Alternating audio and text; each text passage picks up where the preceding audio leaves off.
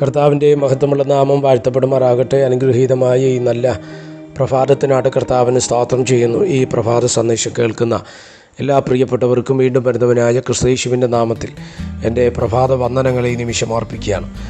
സദൃശവാക്യങ്ങൾ 17-ാം അധ്യായം അതിൻ്റെ 20-ാമത് വാക്യം. വക്രഹൃദയമുള്ളവൻ നന്മ കാണുകയില്ല, വികടനാവുള്ളവൻ ആപത്തിൽ അകപ്പെടും. ഈ വാക്യങ്ങൾക്കാട്ട് ദൈവത്തിന് സ്തോത്രം ചെയ്യുന്നു. വളരെ അനുഗ്രഹീതമായൊരു ചിന്തയാണ് നമ്മൾ ഇന്ന് പ്രഭാതത്തിൽ വായിപ്പാൻ തക്കവണ്ണം ഇടവരുന്നത്. നമുക്കറിയാം, ഇന്നത്തെ ലോകം ദുഷ്ടലോകമാണ് അല്ലേ. ഓരോ ദിവസം കഴിയും തോറും മനുഷ്യൻ്റെ ദുഷ്ടത വർദ്ധിച്ചു കൊണ്ടിരിക്കുന്നതായിട്ട് നമ്മൾ വായിക്കപ്പെടുന്നുണ്ട്. പക്ഷേ ഒരു കാര്യം നമ്മൾ തിരുവചനത്തെ ആധാരമാക്കി മനസ്സിലാക്കുക, അവനവൻ ശരീരത്തിലിരിക്കുമ്പോൾ ചെയ്യുന്നത് നല്ലതാകിലും തീയതാകിലും തക്കവണ്ണമുള്ള പ്രതിഫലം തരാൻ ദൈവം ശക്തനാണ്. നമ്മൾ നല്ലതാണ് നമ്മുടെ ശരീരം കൊണ്ടും നമ്മുടെ പ്രവൃത്തികൾ കൊണ്ടും ചെയ്യുന്നതെങ്കിൽ നല്ലൊരു ഫലം നമ്മുടെ ജീവിതത്തിൽ ലഭ്യമാകും. അത് നമ്മുടെ ജീവകാലത്താകട്ടെ, ഇല്ലെങ്കിൽ നമ്മുടെ നിത്യതയിലും അത് നമുക്ക് കരസ്ഥമാക്കുവാൻ തക്കവണ്ണം കഴിയും. എന്നാൽ തിന്മയാണ് നമ്മുടെ ജീവിതത്തിനകത്ത് വെളിപ്പെടുത്തുന്നതെങ്കിൽ ഒറ്റക്കാര്യം നമ്മൾ മനസ്സിലാക്കുക, ഒന്ന്, നമുക്ക് നിത്യമായ നരകത്തിലേക്ക് പോകേണ്ടി വരും. രണ്ട്, ഈ ലോകത്തിലും അതിൻ്റെ തിന്മ നമ്മൾ അനുഭവിക്കേണ്ടി വരുമെന്നുള്ളത് വ്യക്തതയുള്ളതാണ്. ഇവിടെ നിങ്ങൾ ശ്രദ്ധിച്ച് എന്തുവാണ് സദൃശവാക്യങ്ങളിൽ ശലോമോൻ എന്ന ദൈവമനുഷ്യൻ പറയുന്നത്?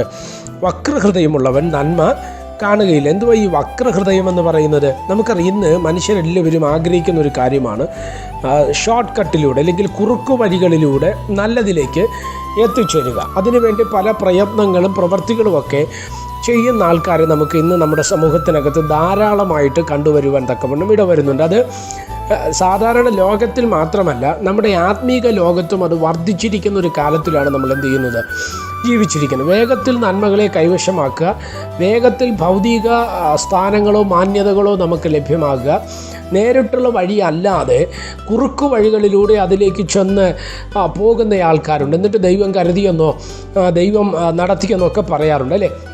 ഒരു ഉദാഹരണം ബൈബിളിൽ നിന്ന് തന്നെ പറയാൻ പറ്റും. നമുക്കറിയാം, ഏശാവിനെ അനുഗ്രഹിപ്പാനും അവൻ്റെ ജീവിതത്തിൽ അനുഗ്രഹം കൈമാറാൻ ഇസഹാക്ക് ആഗ്രഹിച്ച സമയത്ത് യാക്കോബിൻ്റെയും ഏശാവിൻ്റെയും അമ്മയായ റിബേക്ക ഒരു തന്ത്രം മെനയുന്നതായിട്ട് നമ്മൾ തിരുവചനത്തിലൂടെ മനസ്സിലാക്കുന്നുണ്ട് അല്ലേ. യാക്കോബിനോട് പറഞ്ഞ്, നിനക്ക് ജ്യേഷ്ഠാവകാശമുണ്ട്, നീ തന്നെ ഈ അനുഗ്രഹം അവകാശമാക്കണമെന്ന് പറഞ്ഞ് അവിടെ ഉണ്ടായിരുന്ന തൊഴുത്തിലുണ്ടായിരുന്ന സ്തോത്രം ഒരു മൃഗത്തെ പിടിച്ച് അതിനെ കട്ട് ചെയ്ത് കറിവെച്ച് സ്തോത്രം അപ്പന് കൊടുക്കുകയും ഏശാവിന് കിട്ടേണ്ട അനുഗ്രഹത്തെ യാക്കോബ് കൈവശമാക്കുകയും ചെയ്തു. എന്നാൽ യാക്കോബ് ഈ ആഹാരവുമായിട്ട് അപ്പൻ്റെ അടുക്കൽ പോകുന്ന സമയത്ത് അപ്പൻ ചോദിച്ചൊരു ചോദ്യമുണ്ട്, ഇത്ര പെട്ടെന്ന് നിനക്കിതെങ്ങനെ കിട്ടിയെന്ന് ചോദിക്കുമ്പോൾ യാക്കോബ് പറയുന്നൊരു കാര്യമുണ്ട്, സ്തോത്രം, നിൻ്റെ ആഗ്രഹവും ആവശ്യവും അറിഞ്ഞ് ദൈവം എനിക്ക് വേഗത്തിൽ അത് നൽകി തന്നുവെന്നാണ്. പക്ഷേ സത്യമായിട്ട് അത് ദൈവം നൽകിയതാണോ, ദൈവത്തിൻ്റെ പ്രവൃത്തിയാണോ? അതല്ല. സ്തോത്രം, അവിടെ വെളിപ്പെട്ടതൊരു തന്ത്രമാണ്. പക്ഷേ യാക്കോബ് അത് കൊണ്ടുവയ്ക്കും ദൈവത്തിൻ്റെ വാക്കിലേക്കാണ്. അപ്പോൾ അവിടെ എല്ലാം നമുക്കിത് മനസ്സിലാക്കാൻ തക്കവണ്ണം കഴിയും. പക്ഷേ ഒരു കാര്യം നിങ്ങൾ ശ്രദ്ധിക്കുക, വക്രതയുള്ള ഇല്ലെങ്കിൽ സ്തോത്രം കുറുക്കു വഴികളിലൂടെ നന്മ പ്രാപിക്കാൻ ആഗ്രഹിക്കുന്നവർ, സ്തോത്രം, ഒരുപക്ഷെ ഈ സന്ദേശം കേൾക്കുന്നവരുടെ മനസ്സോട് ബന്ധപ്പെട്ട് അങ്ങനെയുള്ള തലങ്ങൾ എവിടെയെങ്കിലും ഉണ്ടെങ്കിൽ നിങ്ങളത് ക്രമപ്പെടുന്നത് നല്ലതായിരിക്കും. ഇല്ല എങ്കിൽ ഒറ്റക്കാര്യം ഞാൻ പറയും, ഇവിടെ നമുക്ക് താൽക്കാലിക നന്മകളോ അനുഗ്രഹങ്ങളോ ലഭ്യമായെന്ന് വരാം, പക്ഷെ അത് ശാശ്വതമല്ല. അതിൻ്റെ ദോഷം നമ്മൾ അനുഭവിച്ച് തന്നെയാകണം. ഒന്നീ നമ്മളോ നമ്മുടെ തലമുറകളോ അത് ചുമക്കേണ്ടതായിട്ട് വരും. അതുകൊണ്ടാണ് സദൃശവാക്യങ്ങൾ 17-ാം അധ്യായം 20-ാം വാക്യത്തിൽ പറയുന്നത്, എന്തുവാ? സ്തോത്രം, വക്രഹൃദയമുള്ളവൻ നന്മ കാണുകയില്ല, വികടനാവുള്ളവൻ ആപത്തിൽ അകപ്പെടും. വികടനാവെന്ന് പറഞ്ഞ വഞ്ചനയുടെ നാവ്, ചതിക്കുന്ന സ്തോത്രം, നമ്മളെ തകർക്കാൻ ആഗ്രഹിക്കുന്ന ആ ഒരു തലത്തിലാണ് സ്തോത്രം വികടനാവെന്ന് പറയുന്നതിൻ്റെ അർത്ഥം.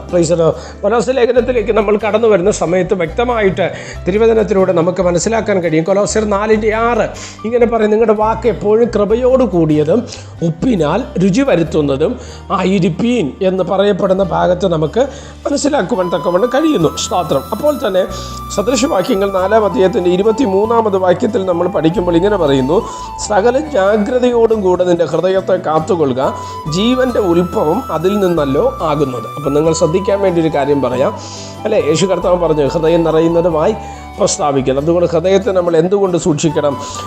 ജാഗ്രതയോടെ സൂക്ഷിക്കണം. കാര്യം ജീവൻ്റെ ഉറവ്, ജീവൻ്റെ ഉത്ഭവം നമ്മുടെ ഹൃദയത്തിൽ നിന്നാണ് വെളിപ്പെടുന്നത്, അല്ലേ? അതുകൊണ്ടല്ലേ ബൈബിൾ പറഞ്ഞത് നമ്മുടെ നാവിന് 2 അധികാരങ്ങളുണ്ട്. ഒന്ന് ജീവൻ്റെ അധികാരവും, 2 മരണത്തിൻ്റെ അധികാരം. നമ്മുടെ നാവിന്മേലിരിക്കും. നമ്മുടെ നാവിനെ സൂക്ഷിക്കുക. അല്ല, സ്തോത്രം. നാവ് നല്ലത് പറയട്ടെ, അനുഗ്രഹിക്കുവാൻ വേണ്ടി അതിനെ ഉപയോഗിക്കുക, നല്ലത് പറയാൻ വേണ്ടി ഉപയോഗിക്കുക. ഒരാളിനെ ശപിക്കുവാനോ ഒരാളിനെ തകർക്കുവാനോ ഒരാളിനെ നശിപ്പിക്കുന്ന തരത്തിലുള്ള വാക്കുകൾ നമ്മുടെ വായിൽ നിന്ന് പുറപ്പെട്ട് വരാതിരിക്കട്ടെ. അല്ല, ദൈവത്തിൻ്റെ കൃപയിൽ ആശ്രയിച്ച് മുന്നോട്ട് പോകാം. ദൈവം നമ്മെ സഹായിക്കട്ടെ. പ്രാർത്ഥിക്കാം. പരിശുദ്ധനായ ദൈവമേ, സ്വർഗീയ പിതാവേ, ഈ സന്ദേശത്തിനായിട്ട് സ്തോത്രം ചെയ്യുന്നു. ഈ സന്ദേശം കേൾക്കുന്ന എല്ലാ പ്രിയപ്പെട്ടവരെയും തൃക്കരങ്ങൾ തരികയാണ്. അവിടുന്ന് ചെറുകടിയും മറയ്ക്കുകയും സഹായിക്കുകയും അനുഗ്രഹിക്കുകയും ചെയ്യണമേ. ആത്മീക ഭൗതിക നന്മകളാൽ ദൈവം ഞങ്ങളെ നിറയ്ക്കും, കൂടെയിരിക്കും. മഹത്വം അങ്ങേക്ക്. യേശു കർത്താവിൻ്റെ നാമത്തിൽ പ്രാർത്ഥനകളെ കേൾക്കണം. സ്വർഗീയ നല്ല പിതാവേ, ആമേൻ. എല്ലാവരെയും ദൈവം അനുഗ്രഹിക്കട്ടെ. God bless you.